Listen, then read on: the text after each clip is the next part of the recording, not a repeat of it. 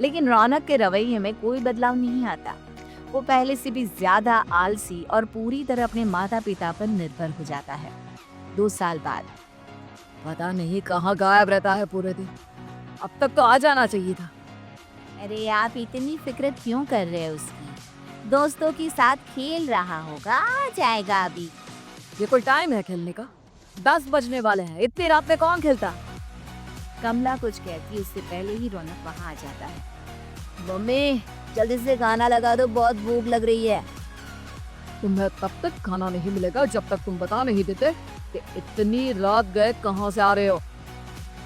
O please dad, अब आप AC पे प्रद्युमन बनकर मेरे सर पर बंदूक लेकर मत बैठ जाना। ये फालतू की बकवास बंद कर और बता कहाँ से आ रहा है। माँ अब समझाइए ना डैड को। बता देना बेटा, इनको भी तसल्ली हो जाएगी। आप बोल रही हैं तो बता देता हूँ। मैं दोस्तों के साथ मूवी देखने गया था, इसलिए देर हो गई। तो इन सब चीजों में मेरे पैसे उड़ाता है। कभी 1 रुपया कमाने के बारे में सोचा है तूने? जब देखो हवा की तरह पैसे उड़ाता रहता है।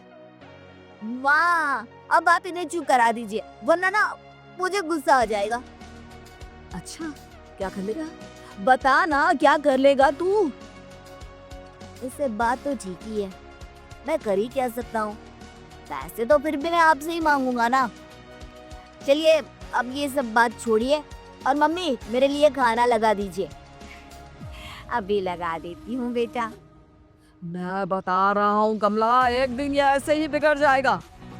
उफ़ो, आप क्यों इतना पीछे पड़े रहते हो मेरे बच्चे के?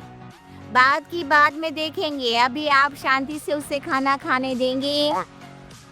अगले दिन डैडी मुझे 10,000 रुपए चाहिए। हाँ? अब इतने पैसे क्यों चाहिए तुझे? डैड आप बिना सवाल किए कभी पैसे नहीं दे सकते क्या? जब तक तू बताएगा नहीं तुझे पैसे भी नहीं मिलेंगे। अरे अब आप अपने बेटे को पैसे भी नहीं दे सकते? नालायक, तेरी उम्र के लोग नौकरी करते हैं और एक तू है जो नौकरी करने का नाम ही नहीं लेता। आप लोगों के होते हुए भला मैं नौकरी क्यों करूं? अरे हम कब तक पैसे देंगे तुझे? तुझे भी तो अपने पैरों पर खड़ा होना होगा ना। कौन सा उधार के पैरों पर खड़ा हूँ? अपने ही तो पैरों पर खड़ा हूँ मैं। इसी तरह रौनक दिन प्रतिदिन लापरवाह होता जाता है।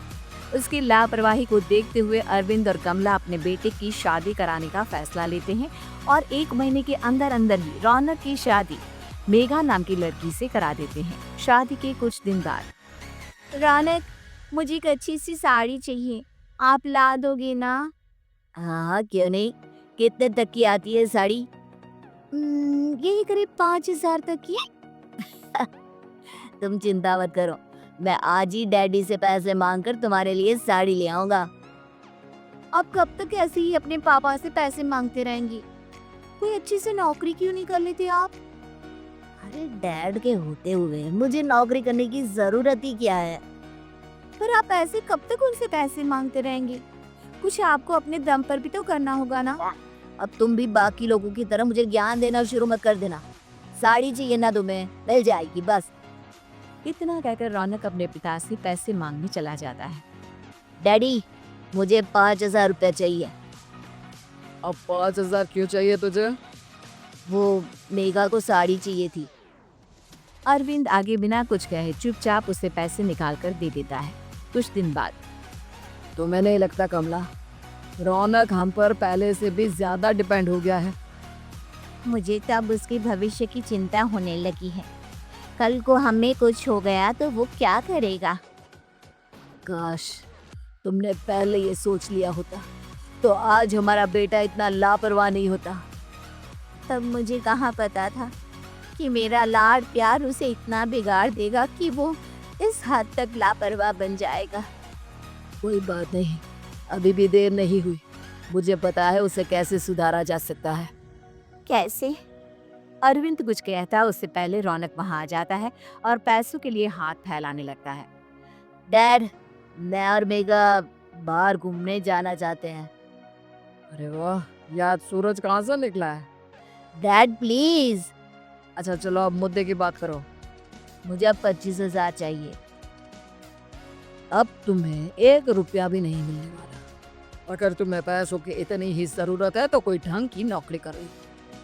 मम्मी आप कुछ कहिए ना डैड को।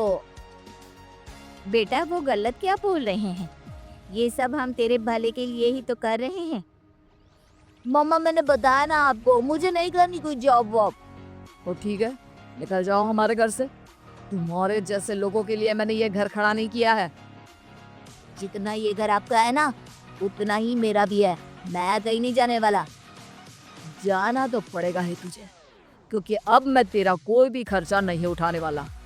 ठीक है मत उठाइए मेरा खर्चा, मैं अपने दम पर भी जी सकता हूँ।